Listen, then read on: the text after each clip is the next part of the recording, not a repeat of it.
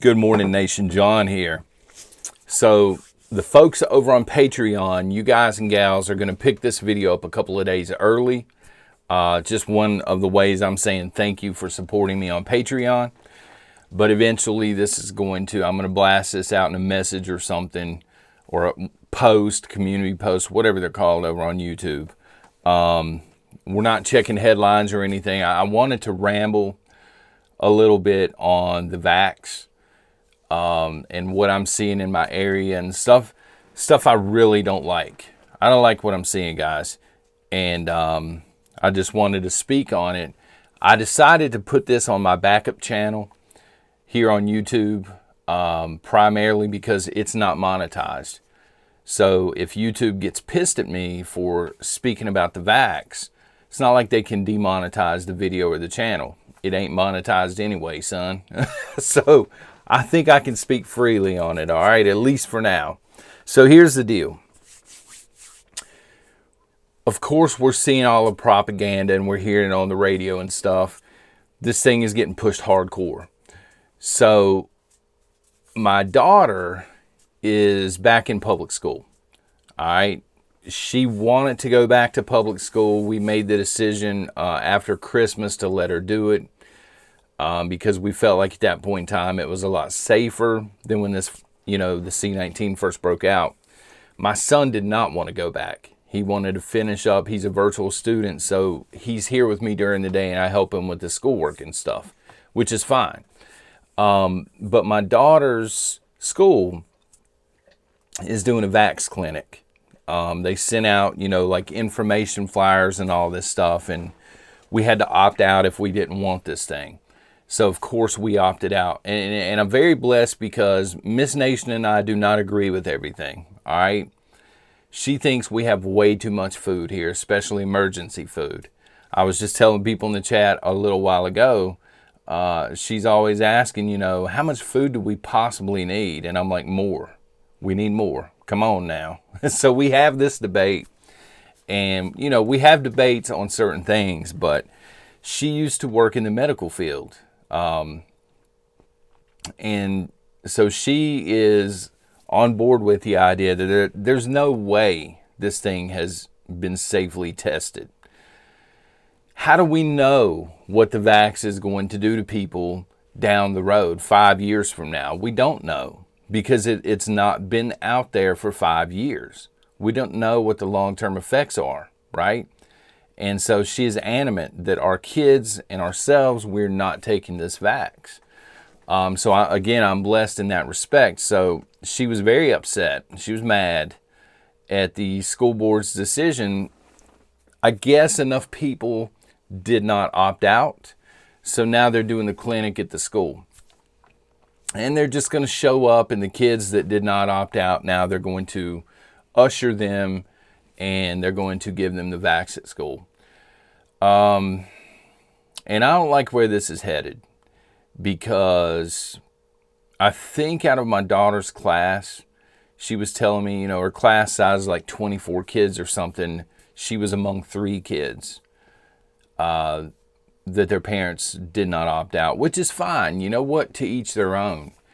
But we kind of feel like from this point moving forward, the kids that opted out and the parents that opted out, they're going to begin to treat our kids differently, and that sucks. I mean, it really does.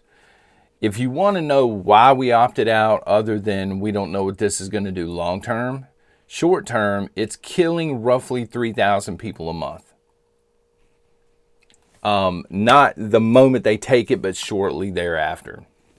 It's very funny to me because not the deaths, please don't misunderstand what I'm saying here, but what's really funny to me is when the C-19 first started, every death that they could grab, they blamed the C-19. Dude falls down the stairs and he coughs on his way down. He had C-19, you know what I'm saying? Guy falls off the top of a skyscraper, but his temperature was 1 degree over or something. Well, the dude had the C-19. We all know what was going on there.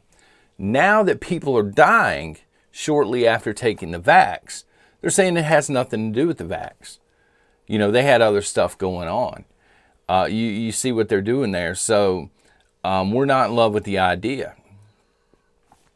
I think I read that annually, it was 30-ish, 30 something annually, people will pass away from side effects of the seasonal flu vaccine. So vaccines aren't 100% anyway, okay? But 3,000 plus a month from this thing tells me that it's not safe. At the end of the day, I'm not willing to gamble the lives or the health of my children for an experimental vaccine. And that's the way that I view it. Maybe I'm wrong for viewing it that way. That's the way my wife views it. Thank God we're on the same page on this. But we do see a time coming up shortly, again, where our kids are going to be treated differently, or they may not even be allowed to, for example, attend school next year, public school, without taking this thing. And I don't want my kids to miss out on the experience of public school, right? So I'm going to do everything in my power, even if it means buying a little piece of land in the next county over and throwing a little shanty shack on it so I can put up a mailbox and then enrolling my kid in the next county over. That's only going to buy some time, you know what I mean? But we're going to fight this thing as long as we possibly can. And because every day that we fight this, every day that we resist this crap is another day of actual evidence showing us what this vax may or may not do, if that makes sense. So we're going to fight it as long as we possibly can. I'm not going to comply. As far as I know, my wife's not going to comply. She's probably more hardcore no than I am at this point, because she has seen this stuff firsthand. My kids, surprisingly, are on board. My daughter is like, I can just homeschool. I'm not even worried about it. I don't want the shot. My daughter's animate. She doesn't want the shot.